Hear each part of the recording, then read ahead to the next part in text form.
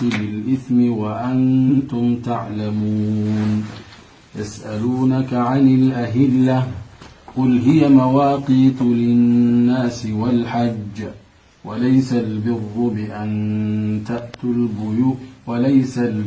بأن تأتوا البيوت من ظهورها ولكن البر من اتقى وأتوا البيوت من أبوابها واتقوا الله لعلكم تفلحون.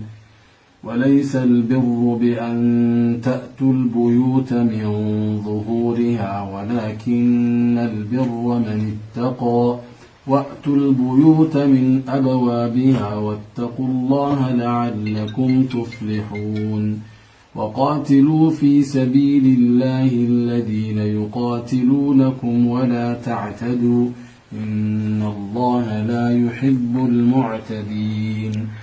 وقتلوهم حيث ثقفتموهم وأخرجوهم من حيث أخرجوكم والفتنة أشد من القتل ولا تقاتلوهم عند المسجد الحرام حتى يقاتلوكم فيه فإن قاتلوكم فاقتلوهم كذلك جزاء الكافرين.